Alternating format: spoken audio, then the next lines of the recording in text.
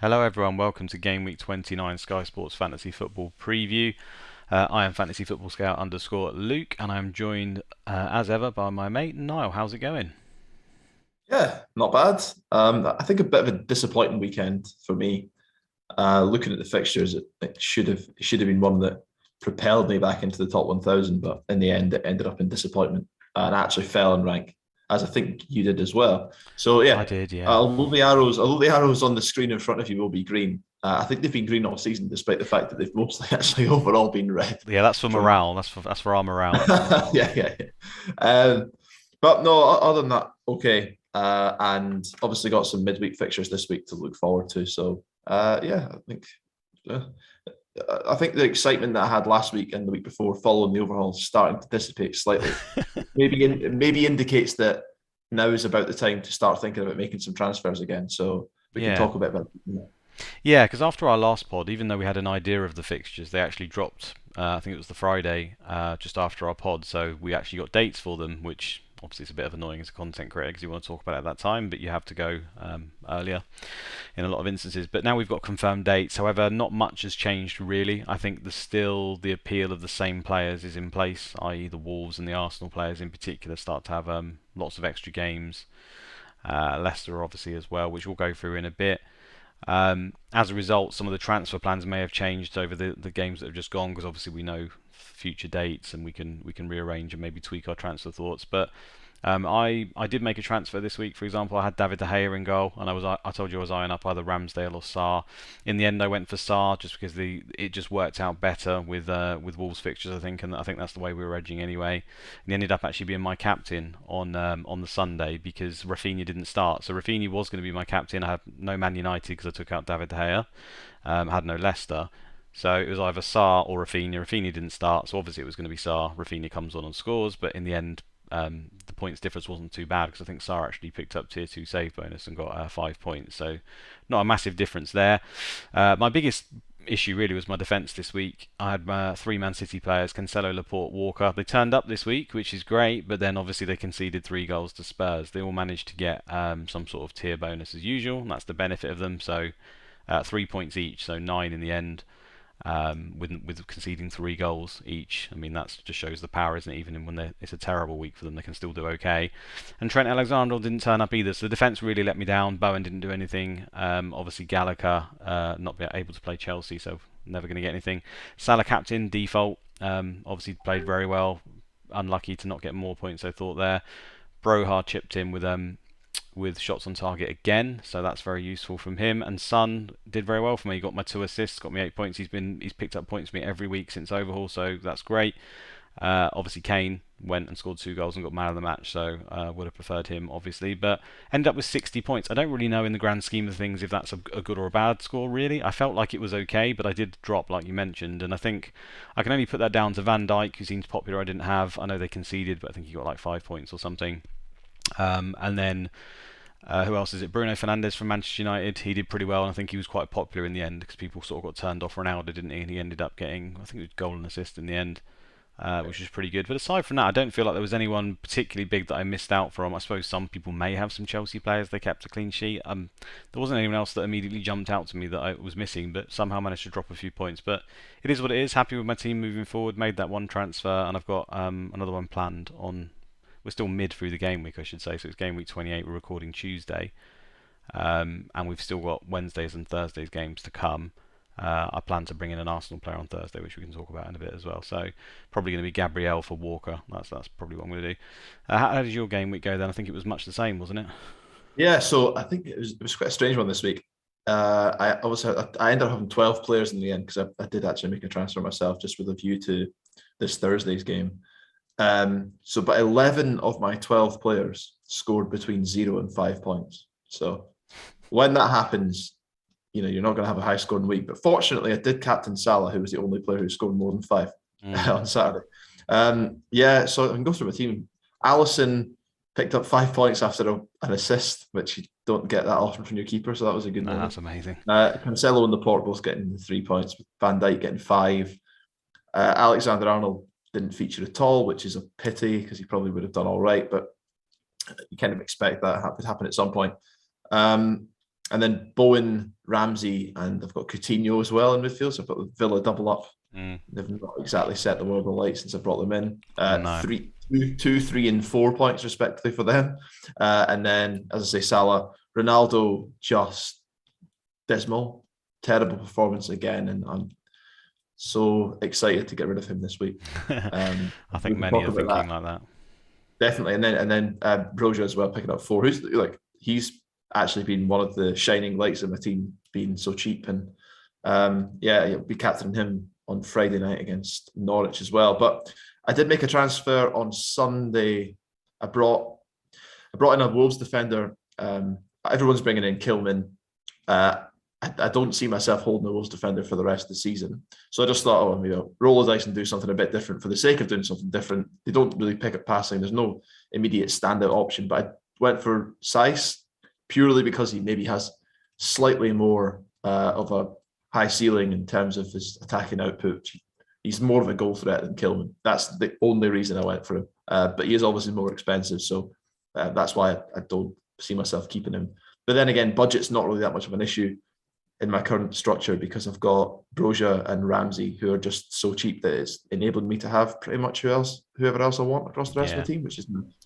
Yeah, I think Kilman's definitely the popular one just on price, but I think if price wasn't a thing, then Say stands out just with his extra goal threat, like you say, and especially Leicester had a weakness on set pieces. It's been going on for most of the season, playing some midfielders at centre back, etc. So it wasn't to be, but yeah, if Sice plays all season, he usually ends up sort of 2-3 goals, or at least should be have around that amount. So I think Kilman has actually scored this season, but I think it's a bit of a rarity. When I checked their goal threat, as I was looking for FPL, that was pretty much non-existent across the Wolves back line, but in Kilman's case in particular, it was pretty woeful. Yeah, it was so a bit of a strange week, but as I say, we're still not finished. We've still got Wednesdays and Thursdays games to come. Liverpool obviously could be.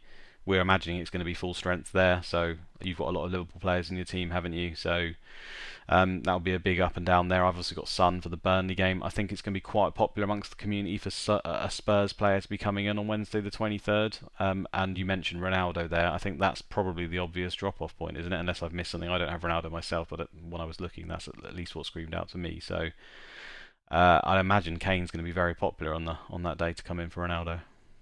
Yeah, I think so. I think for me, it's time to go Ronaldo. He's been frustrating, but I think those who went for Bruno, despite the fact that Bruno had done very little this season, a lot of people would have just gone different for the sake of going different, but it's paid off this time, which is good.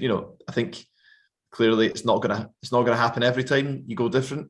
But there'll be another decision coming up whether people want to jump onto Kane or go to Son. So I know you've obviously got Son Mm. yourself. But there's maybe a decision there for those who are in the chasing pack.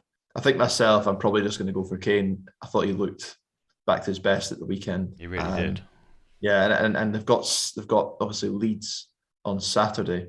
There is a bit of a concern that he picked up a knock supposedly, but I think Conte said, if he had one leg, he'd still play. So Yeah. it probably says a lot for how much they depend on him. Yeah. So yeah, I think I'll probably be going for Kane for that reason. But I can see the argument for going for Son, and I think barring the performance that Kane put in at the weekend, I think since the overhaul, Son's done you pretty well. Yeah, he's been great. I think Son has just been better than Kane for about 2 seasons now in terms of just overall performance. I'll say 2 seasons. Last season Kane had an immaculate season as well, but it feels like it's been that long. Son was obviously great in that season too, so probably more a season that he's been pretty much the better option. But in Sky, we always know Kane with the shots bonus, the fact that he's a striker. And Son is, whereas in FPL and other games, Son is a midfielder, so that you have that appeal of obviously getting extra points and clean sheets and stuff, and we don't have it here. So really, it's just about the price. I only went Son just to be a little bit different, and the fact that it frees up some money, so potentially I could have like an extra premium defender where other people don't, and they might be close in score. It's just to be different to try and climb the ranks. I still think Kane is probably the better pick in Sky overall, but I think the game does suit them, right? They love to play Man City. They counter on them. It's very much their style. Obviously, Kane dropped deep, was playing the balls through, was able to get on the end of a few as well. You think with Leeds, when they play them eventually, I think that's coming up, right? Unless I've completely made that up, they'll look pretty good again. Yeah, that's Gameweek 29. So I think that's another game where you could say that would suit the kind of Spurs style of countering and running the basketball match. But then this one on Wednesday the 23rd against Burnley, are we going to see a different Spurs? We have seen this a lot from Spurs across the season, where they look pretty bad, and then they have sort of a great game like this where it kind of suits them. We think, oh, are they back? Are they fantastic? And then suddenly they kind of go, all right for a little while. I don't know. Burnley are obviously not a particularly great team, but do you feel like they're going to revert to type Spurs, or do you think they'll be able to create all the space or not? Because I don't know. I just feel like Burnley can cope with that sort of offence that they're going to put out. I just don't think it really suits them.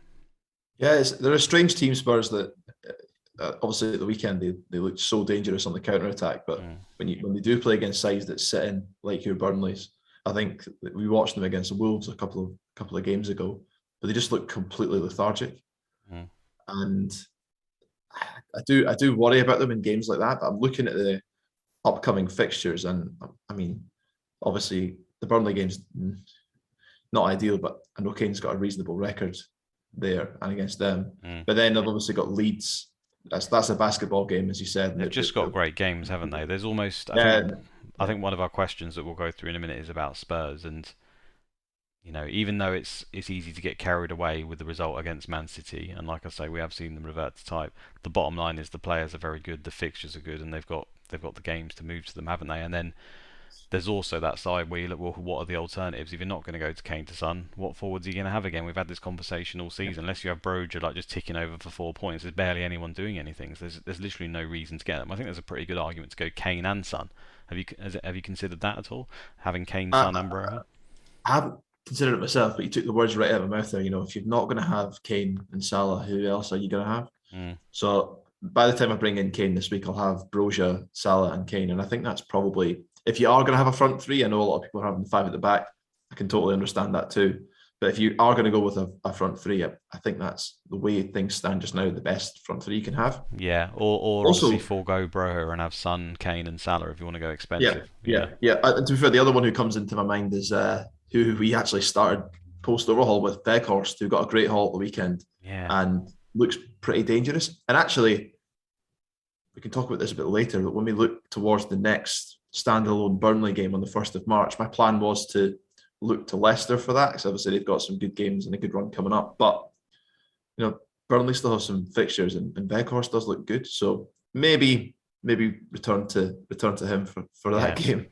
He's looked very good, to be fair. It's a bit. I mean, obviously he's a good player. He's a Dutch international, plays up front. He's going to be a decent player, but it's always the concern as to whether a player that's incredibly slow can come in, for a team, play for Burnley, and then show what he's got about him. You think he'd probably rely on scraps, right? And he has been relying on to a certain extent, but he's got really good feet. He's got technical ability. I think he's a very good pick. I mean, him and Cornet together are far away from what we're used to from Burnley. I think if they can carry on in the vein they are, then those two can still cause some damage. He's just trying to keep them fit. Already both of them have had injury knocks since they've been here.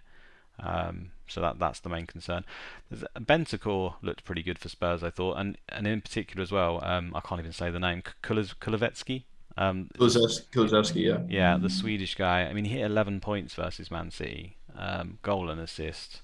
He's one of those midfielders, I think, that's probably the old 2-2-2 Hall, probably in that bracket. But he's 8.1 million. So I think in an area where we seem to be. We always go through these stages, don't we, where midfielders look good and then suddenly they don't look so great. And I think we're getting more towards the one where midfielders aren't looking great. I mean, Rafinha, yes, he came on and scored, but he didn't start, so he's a little bit concerned with the contract and stuff. Gallagher's gone off the boil.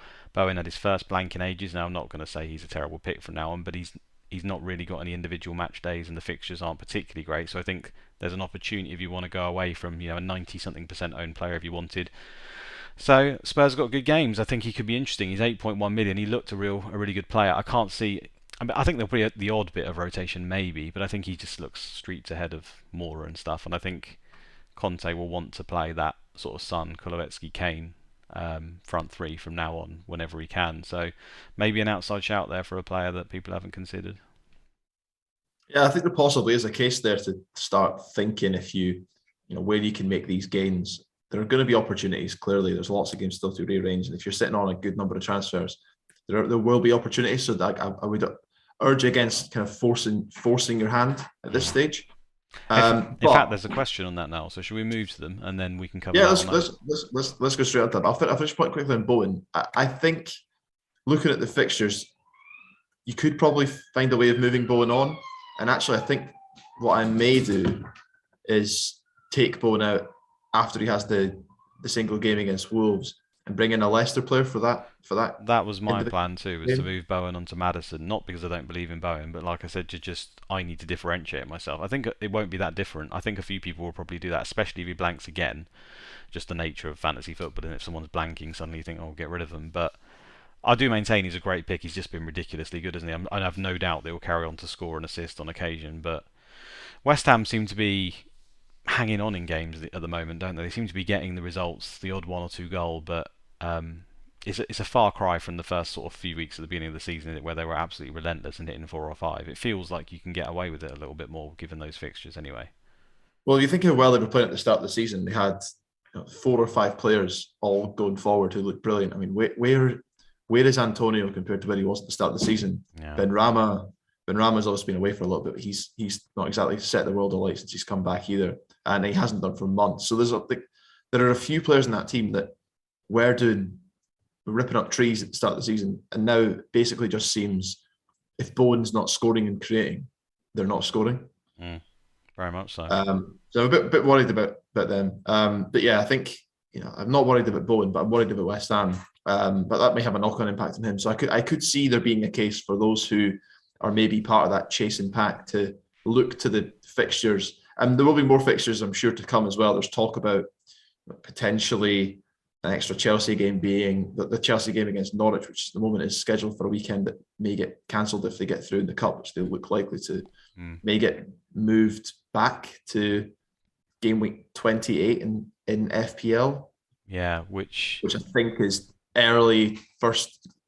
I think it's the second week of March, so the same week as the 5th and 6th fixtures, which is Gameweek 30 in Sky.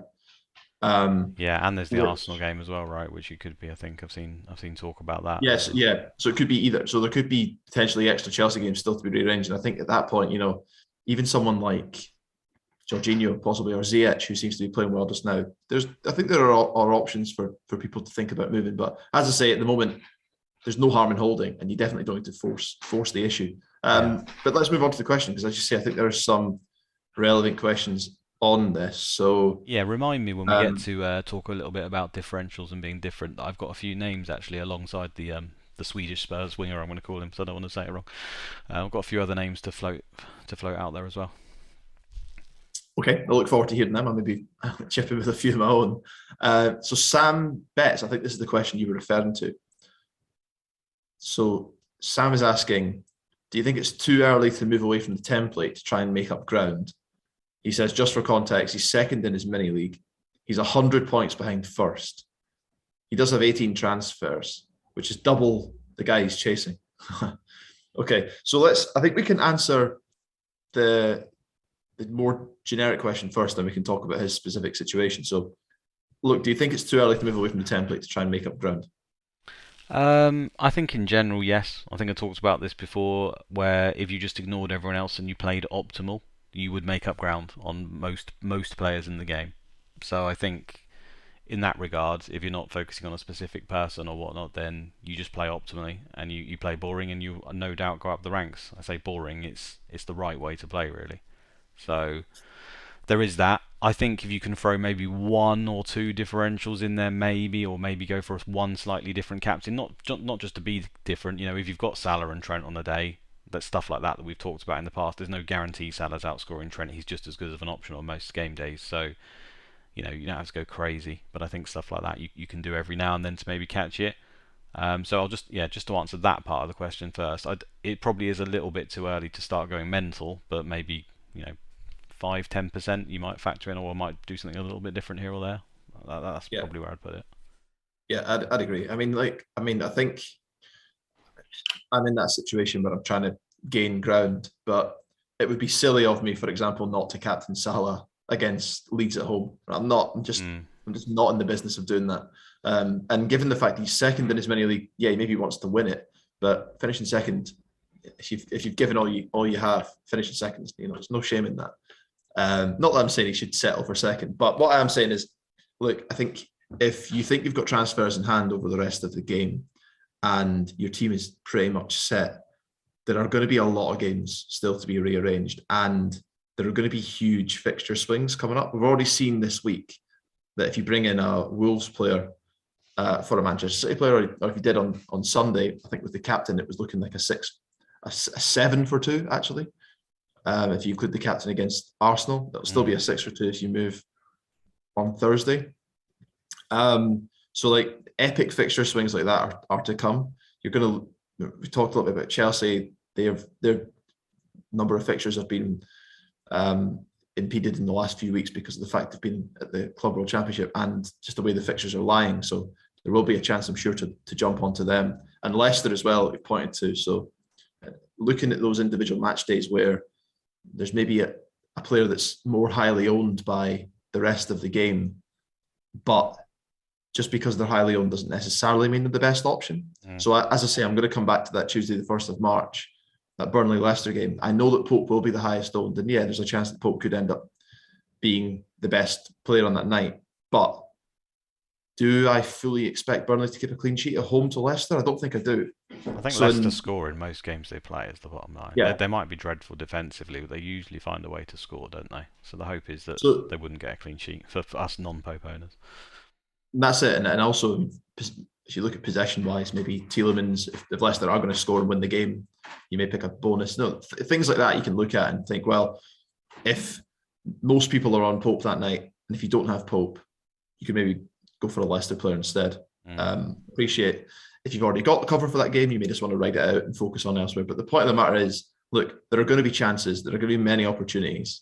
There's a long way to go yet in the season. So 100%. Don't do something that maybe puts you for 150 points behind rather than 100 points behind. No, and you can easily do that in 2 weeks for making silly decisions. Well, this is it. The other point I was going to add is 100 points in this game isn't much. You know, if you get that right captain and he makes a mistake, or you do go for a Cancelo over a Salah on one day, like the differences can be like 40 points. We've seen it already this season a few times. Like if your captain hits a hat trick, or it's Cancelo hits the works with all the bonuses, a clean sheet and a goal or something, you just fly. You get 40 points straight away, and you can make that ground up.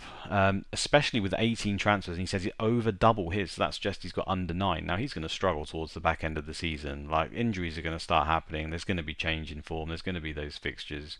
You know, the league at the moment looks like it's a lot closer as Man City losing, but we still don't know for sure that it's going to be competitive towards the last few weeks for certain teams. You know, not necessarily just Man City and Liverpool. There could be other people who are already down, and people are on the beach, as they put it. There's all sorts of stuff to come. So again, I think the quality of the opponent he's chasing factors in here. The fact he says 100 points ahead, you think, well, maybe he's really good, but then he says he's got less than 9 transfers. I would suggest that maybe that seems a little bit lucky to me. I don't think many of the top players would have that small amount at this amount of time.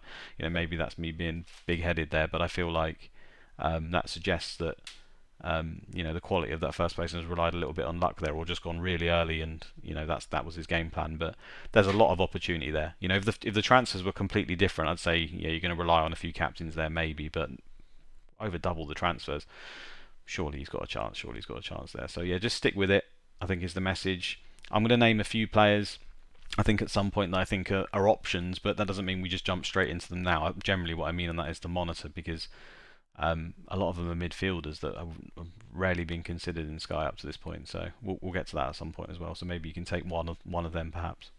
And just looking at some of the individual match days to come, I know you mentioned the fact that you have brought in Sa and you're going to have coverage for that Arsenal Wolves game, but you did say you were thinking about bringing an Arsenal player in. Is that something you're going to do? Yeah, so I'm probably going to do Walker to Gabriel. I think Walker was always my flexible move in my defence, because I feel like having an Arsenal and a Wolves player is good, and I feel it's good just moving forward. They've got extra games, haven't they? And it's I think he's the best option from Arsenal, to be honest. So that's why I've decided to do that. And Walker is not probably as nailed as we think anymore in the Man City team. I know there's been other underlying factors, but yeah, he's occasionally in and out, and obviously Man City lost versus Spurs. Usually when Man City lose, Pep's not too happy, So if suddenly Walker's to blame, I think the whole defence was ropey in that game. I think he could easily just drop Laporte. Diaz was pretty poor in that game. Laporte was poor. Walker was exploited quite a bit as well, as was Cancelo. So you just never know with Pep, do you? So I just kind of don't want the headache anymore, and I feel like I should just move to Gabriel. It looks like a solid pick.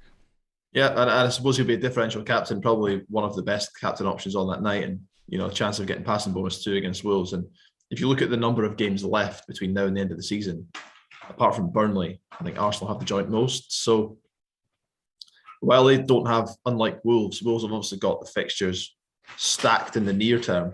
Arsenal will have more fixtures, but spread across the medium to long term. So, I think personally, I think I prefer to have an Arsenal captain. I prefer to have Gabriel captain, frankly, over Kilman or one of the Wolves defenders, I think, this week. But just by virtue of the fact that they've got so many extra games, that's what's pushed me towards Wolves. But if you're making a decision like taking out Walker, who you want rid of for the rest of the season, then someone like Gabriel, who could tide you through all the way to the end of the end of the season, might not be the worst shout at all. Yeah, cool. Cool. Okay, moving on. FPL Hambone says, talk to us about Everton and Newcastle assets. Are we all just hoping that St Maximin will be fit for that single match day? Okay, well, I'll give you my take. So I when I saw that fixture, that was the one that I think everyone probably looked at when the additional games were announced and thought, oh, well, that's going to be a transfer, because very few people actually own any Everton or Newcastle players. Yeah. Neither team seems to have a standout option, apart from, you could argue, he's mentioned St Maximin. Sorry, my cat is going crazy in the background. If you can hear extra noise. Yeah.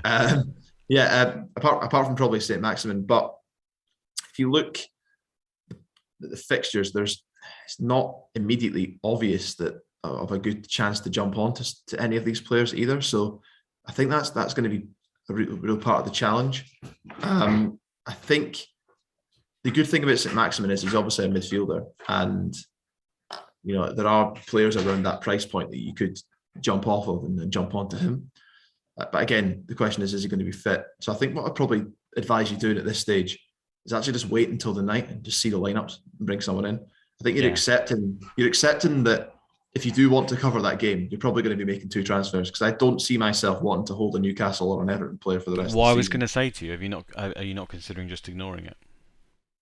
I think in my situation now, no. I think if let's say I was flying high and I maybe only had 5 or 6 transfers left by that point, I'd probably skip it. But it's another opportunity to roll the dice, so I think I probably will do it. Maybe you could bring in someone like DCL. Well, I was going to say, my plan at the moment is either to ignore it if we get there and I'm not happy with what I've seen, and I think the rest of my team is fine, then I'm just gonna leave it. I think it's one game at the end of the day, really, that needs covering for a captain, and he struggles to pick out a captain in this game at the moment. Yeah, if St Maximum's fit and he's playing, he can obviously get man of the match, but it's not like we're talking about someone who's prolific here at the end of the day. And it's Newcastle. I mean, they're still fighting for their lives. There's no guarantee he goes absolutely ham in this game. But I think the obvious one is Calvert-Lewin still. I know he's been pretty dreadful since he come back. They actually play Watford the game week afterwards, so it's not necessarily a single move. Obviously, Watford's a pretty damn good fixture as well. I know it's away to Watford, but it's still one of the better fixtures in the calendar. So it does pass my test of, is it just for this game, or could you hold them for a little bit? I think you can hold them for at least 2, maybe more. So I think I'm just going to judge it when I get there. I've got Son in my team, right? And as you can see, I've got it on the screen here where Spurs play Brighton just before it on the Wednesday. So I could maybe move Son to Calvert-Lewin for a couple of games and then move back to a Spurs player. Because Spurs, I've got West Ham, when Everton have got Watford, so I feel like Everton's game's a little bit better there. So it maybe makes sense for someone to move from, say, a Kane or a Son temporarily to an Everton player for a couple of games and then maybe move back or move on to a different person and daisy chain it. But at the moment, that's all I can really see. Obviously, Gray's back from fitness now. I know we haven't been the biggest fan of him, but he's done all right. He's 7.8 million in midfield, so maybe at that point there's a midfielder that you think's a pain and you can go to him. Trippier was the one that I liked, and obviously St Maximum stands out. But I think we have to wait at the end of the day and just have a look on the night, like you say, and see how we feel about it, because I don't think he's going to be massively covered. I don't think everyone's going to panic and cover them. I think that some people, especially if they're on the lower end of transfers, are just going to ignore it. Yeah, I'd agree, and I think it's probably one of those games that if you are struggling with transfers, you'll just skip that, and it's probably not worth the risk of two transfers if you've only got 6 or 7 left by that stage.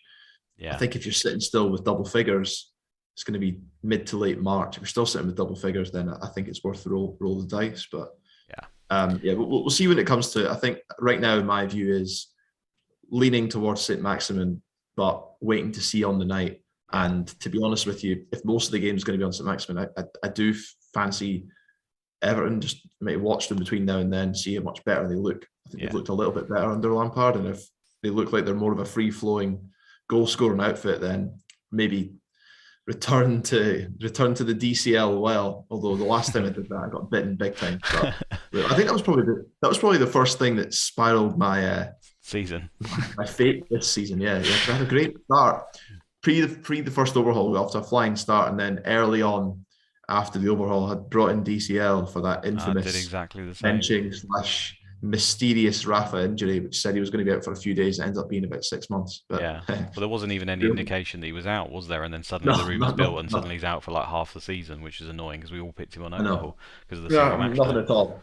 No, But yeah, okay. I was just going to say, apart from the goalkeepers, which are always options in single match days, I mean, Dubravka and Pickford, I don't think particularly they're great goalkeepers, but they could easily get a haul on this game week. That that's a common theme in Sky. Maybe there's an option to move to a goalkeeper at that point. Wouldn't hate that because at the end of the day they can sit there and pick up saves bonus. I think both of those are going to get save bonus nearly every single game they play in. But yeah, it's Gray, Calvert-Lewin, and St Maximum, isn't it? I don't see any other option there, which does sort of help it in terms of narrowing it down. Like I've talked about it before, where there's some teams got 7 different options where I don't know who's going to score. At least you've probably got, well, which team do I think is going to win? And then I've only really got 2 options from Everton for an attacking sense, and 1 option from Newcastle. So yeah. Anyway, we've probably spent enough time talking about that individual game. Let's wait for it and see what we've got, basically. Yeah. Right, okay, moving on. So FF Nicholas, he's asking, should he take out Coutinho or Bruno for Kane slash Son? So maybe Kane and or Son. Hmm. He's also saying that he wants to pivot to a Chelsea defence soon. Bruno out would enable this, but does feel mad to take him out after 2 hauls against Coutinho's none. Good question. Yeah. I personally would, if I was sitting with Bruno, I'd be quite happy that he's done exactly what I wanted him to do. But I think now, looking at their fixtures, things do start to turn. I know they've got Watford, but then after that, they've got a pretty sparse run of games, and the games are tough. So, I'd maybe hold Coutinho for now, just because he's got more games. I'd probably take out Bruno personally, and because that means you're going to open up the budget to be able to bring in the Chelsea defence as well. And you should be happy that you've had Bruno, because he's done better than Ronaldo, and most people were on him. So yeah, I think I'd make the move and bring in Kane. Depending on your position, if you're way down the rank and you're trying to chase, then possibly bring in Son. But I think I'd go for Kane. What do you think? Yeah, it's tougher than it should be because Bruno's been doing well and Coutinho's been in nothing. So I do understand that, but just purely based on the fixtures, I know, like you just said, Man United are home to Watford, but then straight after that they're away to Man City. I mean, I can't see them getting anything from that game. Man United have been playing a lot better of late. I know that they've not been getting the results, but in terms of their actual performance, they've actually looked pretty good. Bruno in particular has looked a lot better of late, and Sancho's looked a lot better as well. Ronaldo still can't hit a barn door apparently, but the other two have looked good at least. And then they play home to Spurs, which again at the moment doesn't look like it's an easy game, and then they're away to Liverpool. I mean, you couldn't really ask for 3 harder games after that Watford one. So I think you just play the fixtures, don't you? And Coutinho can have the extra game. We keep talking about this Villa getting extra games, and it just seems to not ever happen. But it is gonna happen eventually. So yeah, I'm with you. I would keep Coutinho, keep the faith, um, and I would sell Bruno and I would get Kane. I think that's the play. And then if Coutinho is just continuing to not be an option, and it was just a fleeting flip back to romance and him being absolutely fantastic for about 20 minutes in one game, then so be it. We bring Bruno back in and we admit our mistakes, because I mean, Bruno's been better of late, but let's not forget he's been very expensive for a pretty poor asset overall, and I still don't think the manager 100% knows what he wants to do in terms of the formation and setup. It's looking a lot better of late, but You still got the Ronaldo issue up front. Cavani's still out, so he could change the dynamic at any point, really, where he just flicks it about. I do think, and I said I'd talk about some differential midfielders, and I don't think he's really a Sky pick particularly, but Sancho looks a lot better.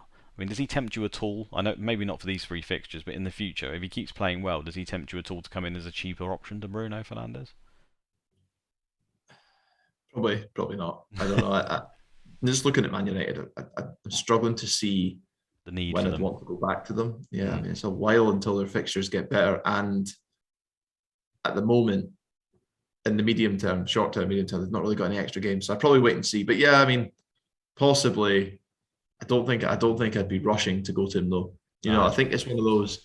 Ronaldo's going to be the most owned. I think even now, even that he's done pretty badly in comparison to Bruno, I still think if United have got some single match days to come, Ronaldo will still be the highest owned, probably followed by Bruno. And if you want to be, if you want to go for another differential, you've got the hair. So I feel like if it was a situation where Sancho was the only alternative to Ronaldo, probably. But I think if I'm going a bit rogue or going for the differential play, I'd probably go for Bruno. That's Okay. that's just my view. Let me just throw this at you from the. So I've got the stats up from Fantasy Football Scout at the moment, and I've only done it from overhaul. So bear that in mind. It's an extremely small sample, so you shouldn't take too much from it. It's 3 weeks of games, and obviously we haven't even finished this game week. So I've done expected goal involvement for midfielders, at least midfielders classed in FPL, because that's the way it shows it here. So there will be some names that are a bit different for Sky. But in terms of expected goal involvement, Sancho is currently the 1, 2, 3, 4, 5, 6, 7, 8th highest player, and some of the names that are above him include Bergwijn, because it's per 90 this is, so obviously he's come on and had a chance in the 2 minutes he's played, so obviously he's not factored in at all really. Jota, who's out injured as well. So the names we've got above him at the moment, right at the top of the list, we've got Raheem Sterling, just over 1. He's a striker in Sky. You've got Mahrez, who I think I've mentioned a few times now, and is looking as a good differential at 0.99, obviously with the penalties as well. So he's a differential name. I know I've gone off on a bit of a tangent, and this is where I was going to bring my names out. We've got Foden, we've got Gundogan. Now, none of these names, so these are the top performing, at least in stats, in the last 3 weeks, midfielders that I don't think anyone's got in Sky.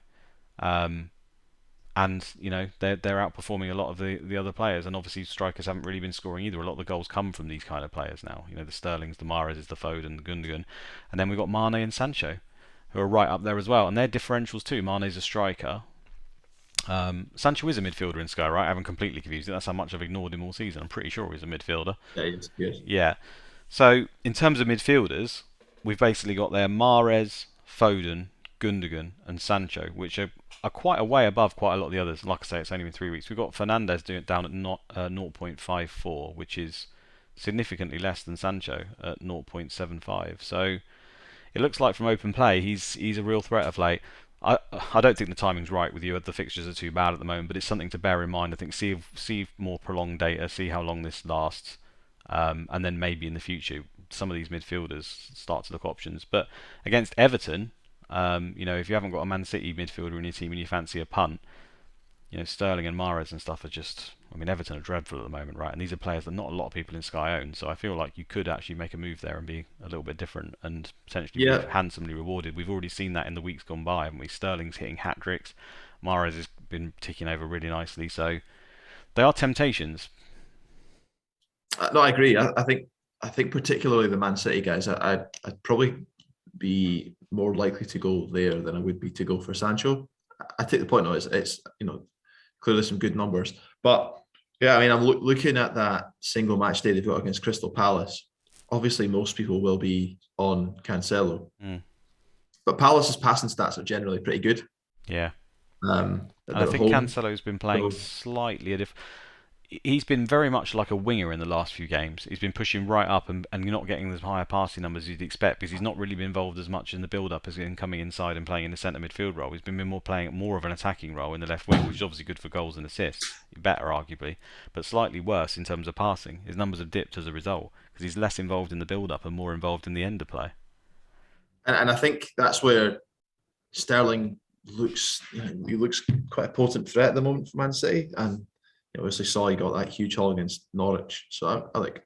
I'm not saying to people who are doing really well that don't bother captaining Cancelo on that single match day where he's going to be No. almost 100% owned and 100% captain. But it might not be the worst idea in an away game against a team that does keep possession, where you probably will still pick up passing bonus, but it's not guaranteed. Yeah, this is Go what you said elsewhere. about people being, with the question before about how different do you want to be. I wouldn't advise to do it, but me sat at 2k rank, have I got anything to lose by bringing in Mahrez and just hoping he goes on a nice run? Not particularly, because I'm not bothered where I finish unless it's first place for the money at the end of the day. So I think someone like that might be a decent option, but it's finding the entry point. City haven't got the extra games. There's other things at the moment that are more top of the agenda. But it wouldn't surprise me if Mahrez was to outscore a lot of these guys from now to the end.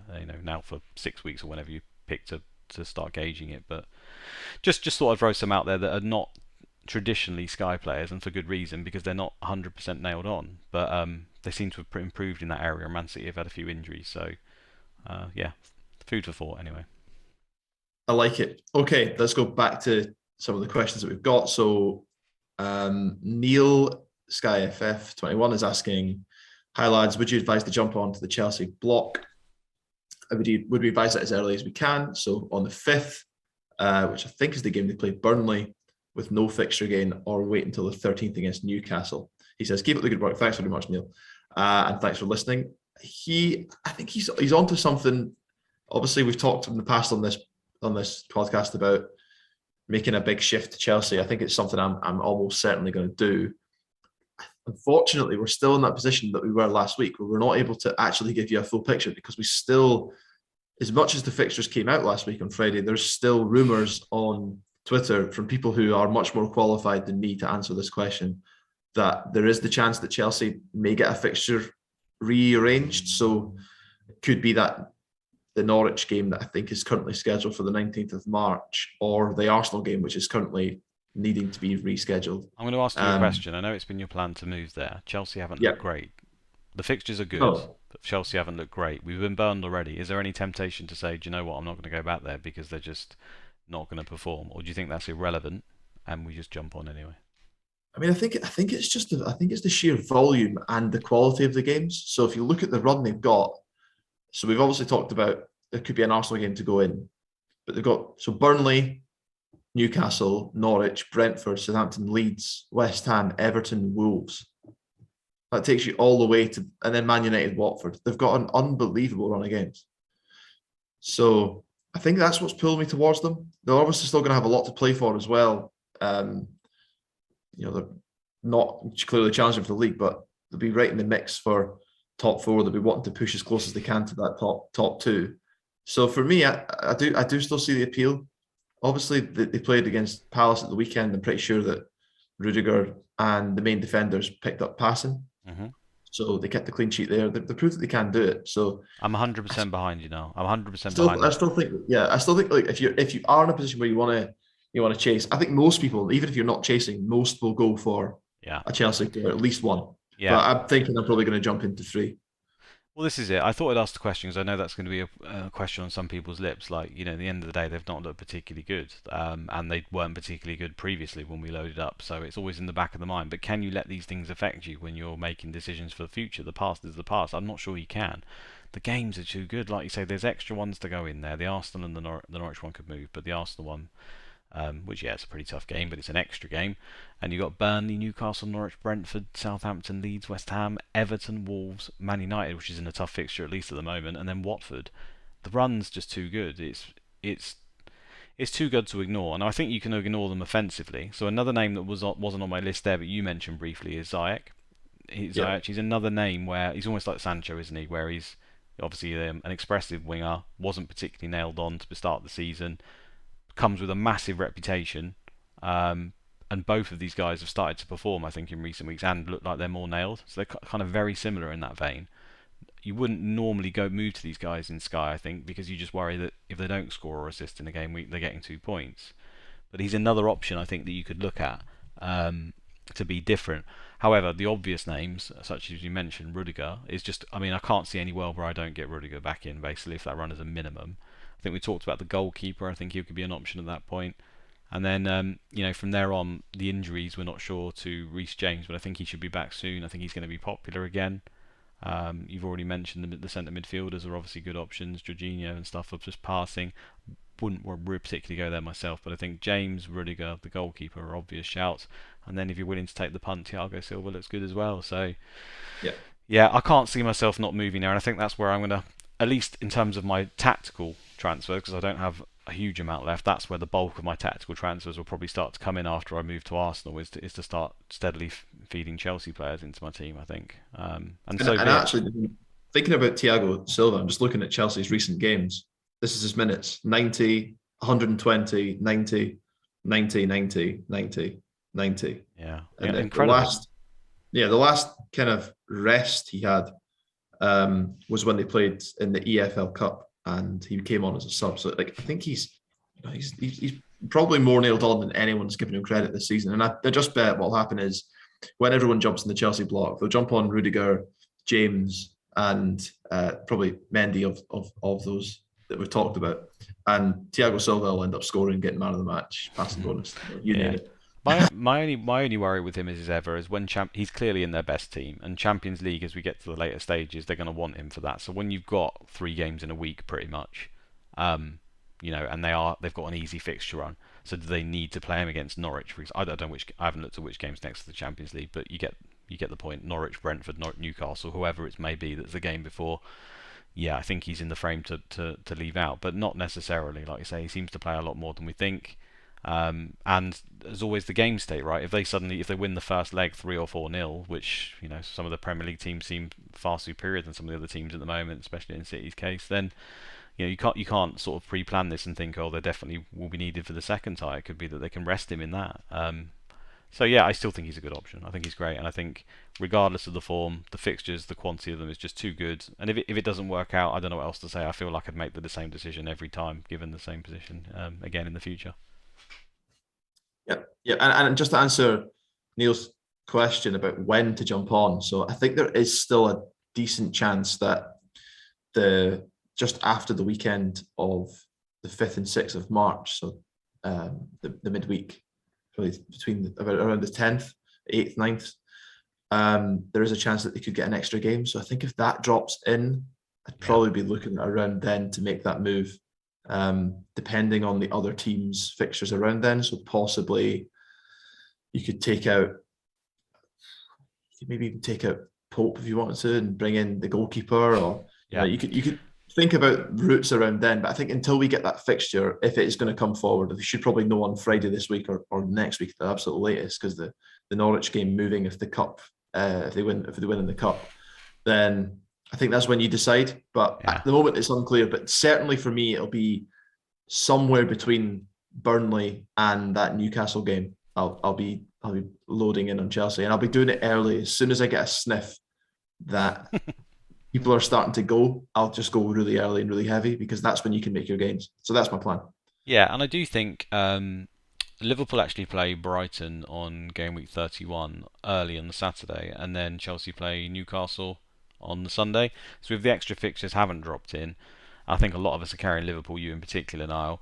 I'm not Yeah. suggesting come off of Liverpool, they're obviously great as well, but there is an avenue there to move them, and Liverpool's fixtures immediately, like away to Arsenal and stuff, are not great around there. I don't think particularly. So I feel like away to Arsenal, home to Man United is the next two, for example. Then they play home to Watford, yeah, that's great, and then they play away to Man City. So 3 of those 4 fixtures aren't particularly good. So I think there's an obvious move there to maybe take one of your Liverpool players out and move it to a Chelsea player. I can't see how that wouldn't work out. You can always go back, of course, or Yeah, I think you're right. I think it's just that once we've got that absolute final clarity that hopefully we'll get soon, then we can start to map that out. But yeah, definitely in early March that we're making those moves.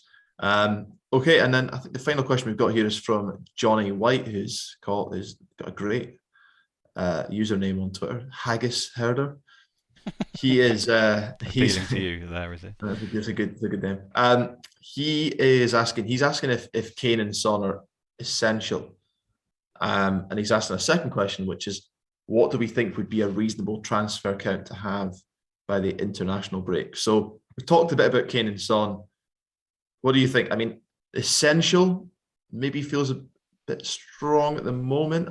I don't know. Don't. I think it's close, just simply on the basis that who else? It's like who else would you even get in the striker role? Like everyone is going to be on one of these guys. I think. I personally think there's no debate. Like Spurs have got the individual match days, and they've got better games, and they look some of the better options for the strikers in Kane and Son than any of the others. So essential in terms of I think they're going to score loads and loads of points. No, not necessarily, but essential in terms of everyone else is going to be on them, and they're probably the best pick, I guess. So yeah, I think they probably are, because this is the nature of the Sky game, isn't it? It's like we said about trying to be too differential. You probably want to cover at least one of them because it just looks the correct decision on paper. So I hate the word, but I feel like it's close. I feel like it's close to that. Fair enough. And I mean, I agree. I think, look, I think they're important to have. I don't know about essential for me is like everyone's going to be captain. Salah's essential, Yeah, right? Salah's Yeah, essential. yeah. Cancelo It's not essential. reaching. It's not reaching those levels. No, you're right. It's a step below whatever that would be. Yeah, but I mean, ultimately, the Leeds game coming up this weekend. There's, I think, a good case to captain one of them in that game. Yeah, I mean, if they could put in a performance like they did against Man City and Leeds attack like Man City, well, they won't attack like Man City do, but at least try to come out and attack, then there's every chance they can do very well. So, yeah, I can see it. Fight, and then I think the question he asked is the other question was how. What do you think? What do we think would be a reasonable transfer count to have by the international break? So the international break, looking at it now, I should know this because I'm actually going to the game. Yeah, so it's after the Sunday, the 20th of March. So Which game week's that in Sky? Do you know? so in Sky, I can just check. 32, So is that's it? game week 32 Yeah, of in course Sky. it is. That's where I did up to Yeah. because that's where we got fixtures at the moment. Up until that point in Sky, and we haven't got the TV ones past that. Yeah. So So there's 8 game weeks to follow that. But obviously there'll be quite a lot of single match days within that 8 weeks. I suspect, there aren't actually that many fixtures yet to be arranged. I think there's still so 1, 2, 3, 4, 5, 6, 7, but then there'll be some more that get moved because of the FA Cup. So you're probably looking at a sprinkling of extra games throughout that 8 week period. So for me, it depends on the question, right? How many, do you need to survive? I think probably 6 or 7, maybe to absolutely survive in that last 8 week yeah, spell. I do not bare think minimum, you'll, bare minimum. yeah, bare minimum. I don't think you'll thrive with that number. I think you probably, to thrive, I think you probably want maybe 12 or 13. So somewhere in between those two numbers, I think would be Yeah, pretty reasonable. But again, a lot can change between now and then. But yeah. I'd maybe be targeting double figures, and then if you can save a transfer here or there, having a few more going into that period would be good. Yeah, I think 10's a good number. I think I always apply the one per game week rule as a general, right? So 8 game weeks, 8 transfers. I think that's okay, but there's always periods of the season we talk about where we might need to use a few more transfers. That being maybe the very beginning of the season when things are settling, probably the Christmas period, and then right at the end when teams are on the beach, the league's won. There's different things that start to happen, and like you say, some rearranged fixtures, some double game weeks as a result of cups, stuff like that. So I think just going a couple over that, like you said, to double figures up to 10, just gives you like a nice number to sort of aim for. If you can have more than that, then obviously fantastic. I wouldn't hoard them just for the sake of hoarding them. I think as well as making sure you've got transfers is that you spend them correctly as well, because if you have too many come the end of the game, they just become a little bit less useful. I think if you walk into that game week and you've got 20, you get to that point and you've got 20 transfers left or something, yeah, great, you can have some fun for the last few weeks, but it probably means you've used them suboptimally up to that point. The chances are that's the case. So I think 10 to 12 is great. 10 is fine. Obviously, if you end up on 8, I don't think it was the worst. But ultimately, we can't answer a lot of the stuff that will happen there, because who can see into the future and see where people are going to be in the Champions League and how many injuries we're going to have. We just don't know, right? So 10 feels a nice little number to me that feels pretty good. Yeah. Shall we move on to this week and what we're going to be doing? Yeah, let's do that. I don't think there's much to cover. I think we covered it in a lot of the other pods, and it's pretty clear cut. Let me bring up the fixtures. So game week 29 in Sky. So we kick off with Southampton, Norwich. We've both got Broha on our team, so it's just Broha captain and no transfers for me, and I'm assuming the same for you. Yeah, absolutely same for me. And then so I suppose the midweek games that are still to come as we record this. So we've got the games tomorrow, but I think everyone's going to be on Salah. And then the Arsenal Wolves game, you've already said you're on Gabriel, and I'm on. As it stands, I'm on Sice. But I actually have a quick question for you on that Thursday game. So at the moment, I've got Allison in goal, and The original plan for me was to take Allison out and bring in Sa for that. But given I've already got coverage of Wolves, what do you think about making that move? Do you think it's a bit of a luxury transfer that maybe doesn't need to be made? The plan would ultimately be to go from Sa on to Mendy. Right, okay, so do you add in So Saar before that or not?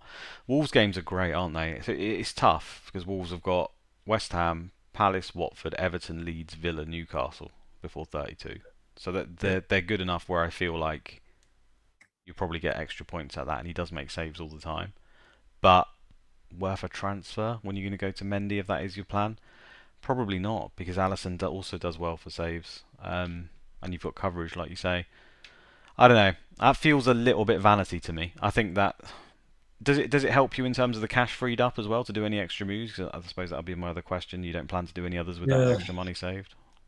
not really, no. So I guess that it probably is one of those vanity transfers. But I'm just looking at it now. So like from Thursday until the 12th of March, it is a 4-for-1 in favour of Wolves, and I probably would prefer to captain Sa I say over yes. captain I say Wolves. yes. Then if it's 4-1, the fixtures are good 4-1, and you got a captain in there as well. I think yeah. I think yes. Given that information. Okay, there we go. Well, I'll be holding you to account when they get negative points. And Alison keeps clean sheets. I'm just trying to Um, sabotage you so I can finish above you now. That's all. all right. Okay. So yeah. So that's these fixtures. Then we talked about Friday. You're going to be captain in Broja. I'm going to be with you on that. I If you think we'll ha- probably be. if you have nobody, you're looking at this and you think I've avoided it all to now. Do you bring someone in for this game or do you not bring someone in? I think you do. Yeah. I think you do. I think this is a good chance for. I think Southampton all of a sudden look good, Yeah, and the and fixtures after Villa, Newcastle, Watford, Burnley, yeah. Leeds. So again, fits the thing of it's not just a single game. It's not just an option for the sake of the option because Broha and Ward-Prowse are very good fantasy options anyway, and they've got good games. I can't see any argument why you wouldn't get someone in. Basically, I think you probably would have to do it. Totally agree. Games are good, and the good thing about Ward-Prowse and Broha, particularly Broja, because of how cheap he is, you can hold them. Just leave him in there for the rest of the season. He's going to be great value, And and same for just Ward-Prowse as well. Really, same for Ward-Prowse. Yeah, they're both good yeah, value.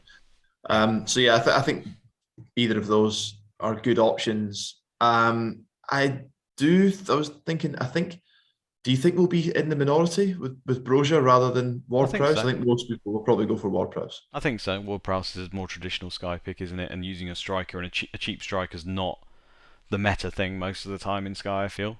Um, so yeah, I think Ward-Prowse will probably be more captained and more coveted. But in recent weeks, the swing has very much gone to Broha. I think a little bit in terms of just the general performances on the pitch. With Ward-Prowse, you're basically after that 30-yard free kick, which yeah can come any game because he's so good at them. But that's what you're after for the cherry on the top because it's the passes and tackles he does get them, but it's not always guaranteed with him, is it? So it's you're sort of on the edge a little bit. Whereas Broha, he picks up shots every game. He's literally picking up bonus every game, even if he doesn't score. And I think Norwich is a really good game for him to be honest. I know Norwich have been much improved, but that feels like more of a Broha game to me. At least I hope so. At least I hope so. Yeah. Well, fingers crossed for both of us because we're probably in desperate need of a haul. Okay, yeah. So moving into the weekend then. So I think at the moment, the more we've talked about it, the more I'm tempted to throw the armband on Kane for that game against Leeds. Okay. Just Leeds watching them against Man United at the weekend, they're just so open, it's ridiculous. Mm. And I could see that being a perfect game for Kane and probably Son as well. So I think for me, I'm leaning towards Kane for that. But obviously, Cancelo will inevitably do well against Everton. I do, maybe there's a chance that because Everton are playing a bit more openly now, they'll probably concede a few against Man City, but they might score. Probably wishful thinking, but I do think I'm going to go for Kane. Yeah, I'm not sure Everton can score. I mean, they've been extremely open as well, so it feels like Man City could bang a few goals in that. My only concern with Cancelo is like what I mentioned before. He's playing more of a left winger, so with the passing, and normally I'd have said passing and tackles would be assured even in an away game for Man City like this, but I'm not 100% sure that will be the case here, and that's usually the thing you can rely back on Cancelo. So really, you're probably the clean sheet. Yeah, that's great. if he can get a goal or assist, it could be great. I think I'm still on Cancelo. I think I'm still on it, and he still probably looks the best option to me. Just about. I mean, I've got Son in my team. If I had Kane, would have been more tempted by Kane, maybe because he's got the penalties as well, hasn't he? And there's that added factor. You've got Man United at home to Watford. People sat here with probably still with Ronaldo and Bruno in their team. I mean, there's going to be a little bit of differentiation on this day, I think. Yeah. You And I know, think this is one of those ones we've talked about before. You know, if you are sat there with Son, Kane, or Ronaldo, maybe this is one where you roll the dice. yeah, You and know, if could you win. own Cancelo, which most people do, you really need a massive swing for it to really be that impactful. At the end of the day, if you captain Kane, he gets a goal, and Cancelo gets a goal and a clean sheet, you're not missing out by that many points just by taking that risk. So rather than take the risk with the players that cost you transfers, maybe it is the captain here or there. So yeah, if I'm sat at 2k, am I by captaining Cancelo, which I still think probably 78%, if not more, of the top players will probably do. Am I really Yeah. achieving too much? I mean, maybe I do go for Son, and maybe I'm talking myself into it as well.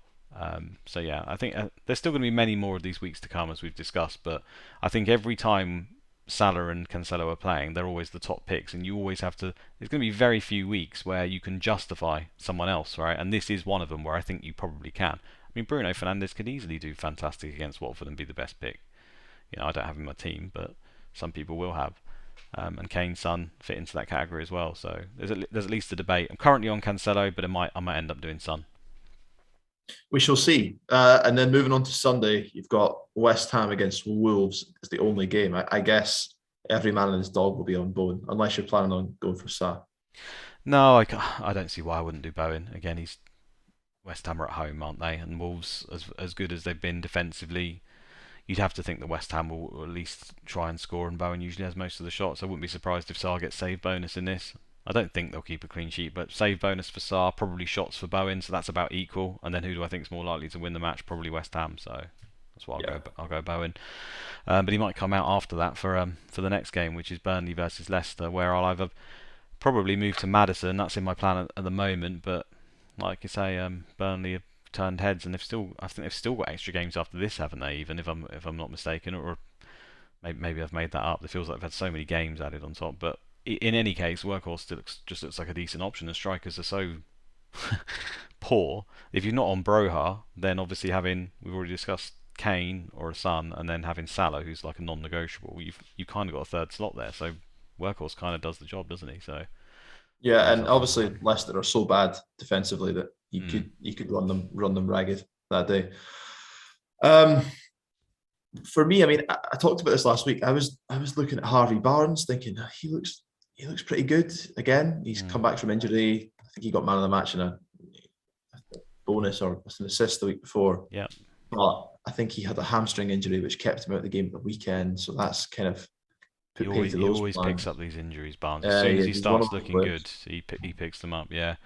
I mean, Leicester got Burnley and then they got Leeds immediately after, which massively appeals, doesn't it? I mean, Leicester Yeah, versus Leeds must just ridiculous. Like basically just attack and no defense for either team there. That could be anything. I think for me, I'll probably wait until the lineups on the first. If Vardy is back and recovered, and my understanding was that he was due back at any point. Yeah, I think he'll play. Yeah, I think so. Yeah, so if he's back and plays, then I don't. I'm not saying I would go for Vardy, but I do think if Vardy was back, it might put me off going for Tielemans Yeah, it takes just the purely penalties because you away get from him as well, mate. penalties off him. Although Yeah, Daka yeah, and Inacho have taken them as well, I think, or certainly Inacho has. I don't. It's hard to know the order there because they've had so many chops and changes, and that's the point with Leicester. Is it's just the formation changes, the personnel have changed, it's all over the place. But the one constant is when Vardy's fit, he plays and he takes the penalties. So he maintains, as much as I seem to have a terrible relationship with the guy, he just ends up being Leicester's best pick. Um, it just makes sense. And when you do look at their fixtures, like I say, Burnley, Leeds, Arsenal, and I believe they've got extra fixture as well, maybe to be put in. Maybe I've made that up again, but I thought they did. Burnley, Leeds, Arsenal, yeah, that's tough, but you take that. Brentford, Man United, again, not particularly tough. Palace, Newcastle, Villa. Like, it's a nice run. Then they've got Spurs thrown in there, Everton, Watford, Southampton to finish the season. So you're, on the ticker, which I've got up in front of me, there's only three red fixtures from now to the end of the season, that being away to Arsenal, away to Man United, away to Tottenham. I feel like, I mean, at least historically, Vardy's performed well in those kind of games as well. So it's not they're the kind of games where you counter attack and he's on the last man, so he could get something in those as well. So it is a nice fixture run. Yeah, it just I don't know. I think the problem with Leicester is there aren't many players in that team you look at and think I could bring him in and he'll last me for the rest of the season. I just don't. They're changing their team so frequently. They've got a lot of injuries. Rotation seems to be rife. They're still in the Vardy will play them all though, won't he? Conference If League. he's fit, he'll play them all. Is he going to be fit? That's my question. And then equally, when he is fit, and I've had him in the past, he's just been a 2 point Yeah. merchant. Well, the one thing I will So say about Vardy is when he's had a big rest, which seems to be basically the end of the season, after just being shambolic for the last 10 games, he seems to start the season on fire, and then he eventually breaks down, and then ends up being pretty poor.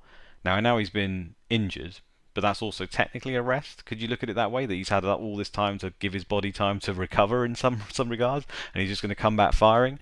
I don't know. Whatever I do with Vardy, just do the opposite. That's all I'm going to say.